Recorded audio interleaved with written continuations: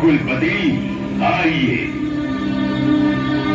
बहुत देर कर दी यारे। क्षमा चाहता हूँ महाराज, जमुना पार करने में विलंब हो गया। ठीक है, हमने क्षमा कर दिया। परंतु तुम्हारे जिस वीर पुत्र के बहुत चर्चे सुने हैं, वो अब तक क्यों नहीं आया? वो अपने ग्वाल सखाओं की टोली के साथ पीछे पीछे ही आ रहा है महाराज। अच्छी बात है, आप अपने स्थान पर विराजिए। राजकुमार कृष्ण की जय, राजकुमार कृष्ण की जय, राजकुमार कृष्ण की जय, राजकुमार कृष्ण की जय, राजकुमार कृष्ण की जय, राजकुमार कृष्ण की जय,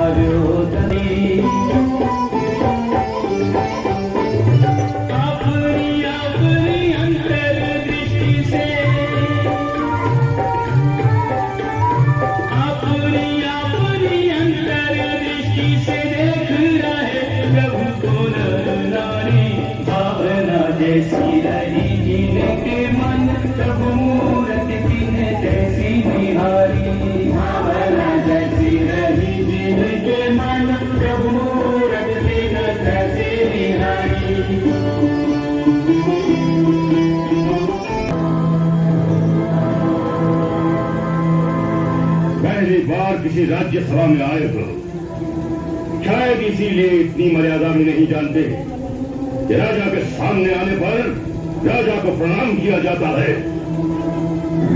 राजन, ये मर्यादा तो उनके लिए है जो राजा से कुछ याचना करने आते हैं, कुछ मांगने आते हैं। परंतु हमें तो स्वयं आपने अक्रूर जी के हाथ यहाँ आने का न्योता भेजा था, और फिर मथुरा में प्रवेश करने से पहले हमें आपका राजपत्र भी मिल गया था, जिसमें लिखा था कि मथुरा में हमारा स्वागत है। ऐसे समय में मर्यादा तो यही है कि जिसने निमंत्रण पत्र भेजा हो, ये उसका धर्म है कि मेहमान के आने पर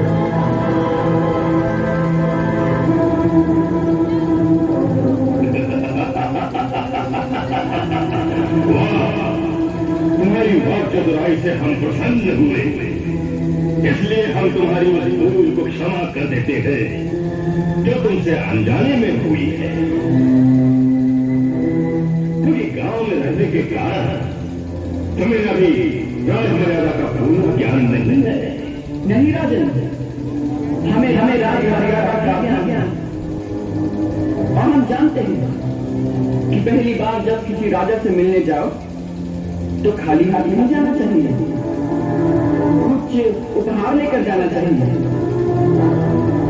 यही सोचकर रास्ते में आते समय एक पागल हाथी को मारकर उसके लिए अमूल्य हस्तीदार आपको भेंट करने के लिए लाए हैं। इसे स्वीकार करें राजन।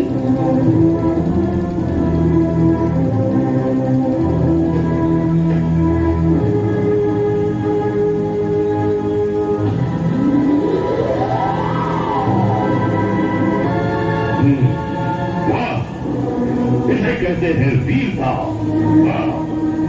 इससे सिद्ध होता है कि हमने आज तक तुम्हारी वीरता के जो किस्से सुने थे वो झूठ नहीं है।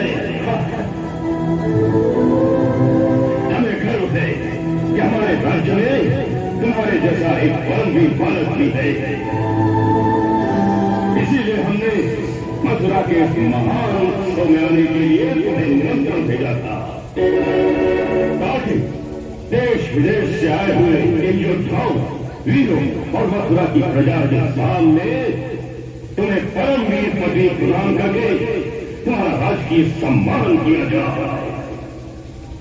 परंतु उस सम्मान समारोह से पहले हम चाहते हैं, और यहाँ बैठे हुए सभी लोग अवश्य चाहते होंगे, कि जिसकी वीरता के इतने दर्जे अपने कानों से सुने हैं, उसकी वीरता का एक प्रदर्शन आंखों से भी देखा जाए। इसीलिए हमने अपने और दूसरे राज्यों से भी 4 चोटी के पहलवान बुलवाए थे।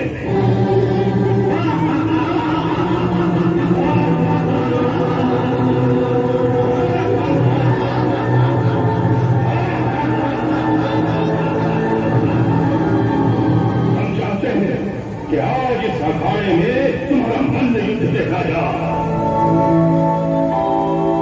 इनमें से चाहे जिसे तुम चुन लो और उसके साथ कुश्ती करके जनता का मनोरंजन करो। आज तो हम मथुरा का उत्सव देखने आए हैं राजन, कुछ दिखाने नहीं आए हैं। किसी दूसरे अवसर पर आपकी ये इच्छा भी पूरी कर देंगे। इससे अच्छा कोई दूसरा अवसर कब आएगा?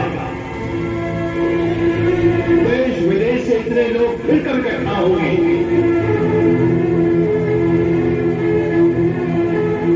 आज हम इन सब के सामने मल्ल युद्ध को कितना आनंद लेंगे।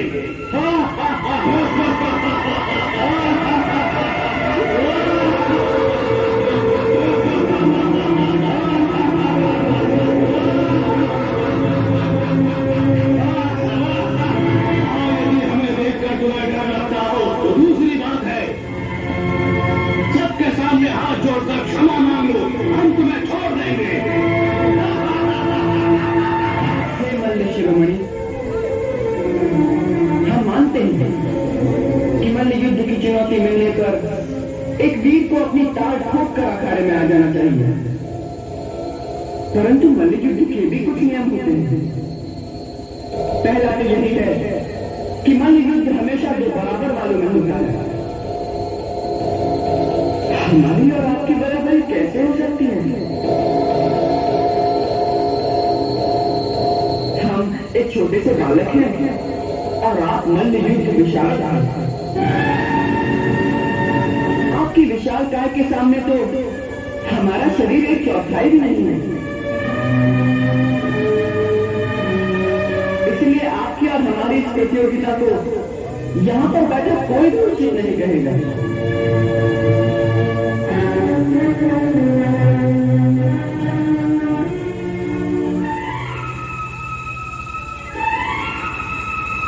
ये कदाचित अन्याय नहीं है। वीरता की कोई आयु नहीं होती। सांप यदि छोटा हो तो उसका विष कम जहरीला नहीं हो जाता। एक छोटी सी अग्निशिखा सारे वन को जगा डालती है। इसलिए यदि ये अपने आप को परमवीर योद्धा कहने का दावा करता है तो इसे आज सारी जनता के सामने इस अखाड़े में उसका प्रदर्शन करना चाहिए। ये सरासर अनुचित है, इसे हम स्वीकार नहीं कर सकते। महाराज, आपकी आंखों के सामने यह न्याय हो रहा है।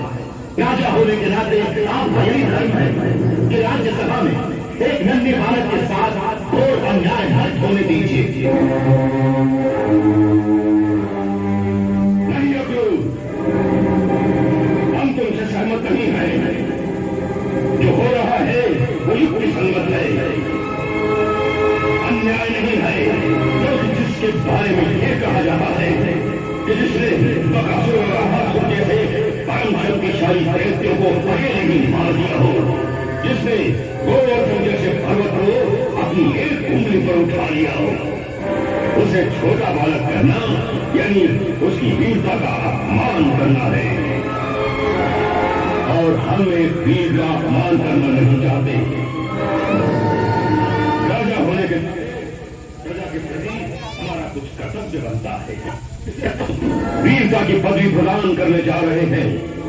प्रजा उसकी वीरता अपनी आंखों से देख ले, ताकि कल कोई ये न कह सके कि राजा ने अपने किसी सगे रिश्तेदार को सर्वोच्च पदवी हुए ताकि वीरों पर अन्याय किया है। और वैसे भी जिसने दैत्यों को मार डाला हो, उसके लिए इन मानव समाज में क्या कर हो सकता है। इसलिए आप निश्चिंत होकर बैठे रहिए।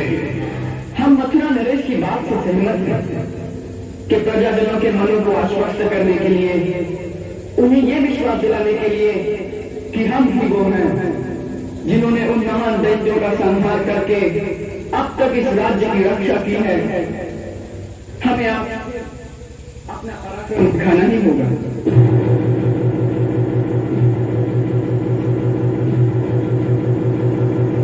हम तो अब तक केवल महाराज को एक अवसर दे रहे थे कि वो न्याय का साथ देकर अपने राजा होने के कर्तव्य को पूरा करें, परंतु यदि उनकी ऐसी ही इच्छा है तो इसे राजा की आज्ञा मानकर हम सब के सामने अपने कर्तव्य को अवश्य पूरा करेंगे।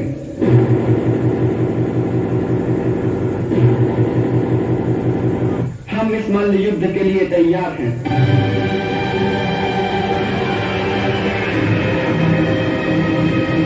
आप में से जो चाहे हमसे युद्ध करने आ जाए।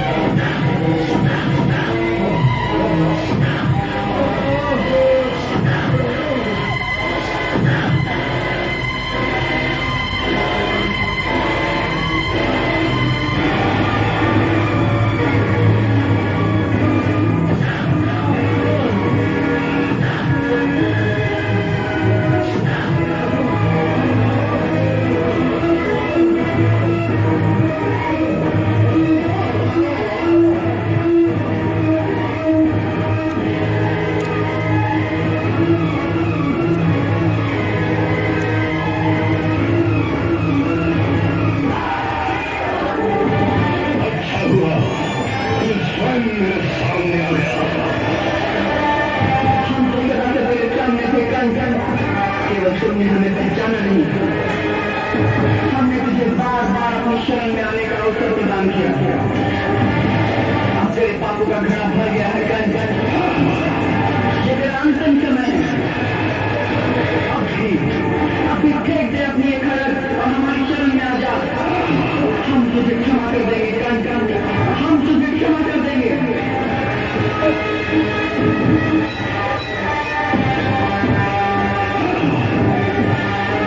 कंस को झुकने के लिए कह रहा है। इस महाबली कंस को मूर्ख बालक, कंस हो सकता है, झुक नहीं सकता।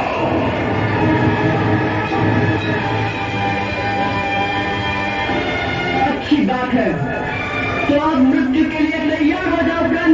किसकी मृत्यु? मेरी या तुम्हारी?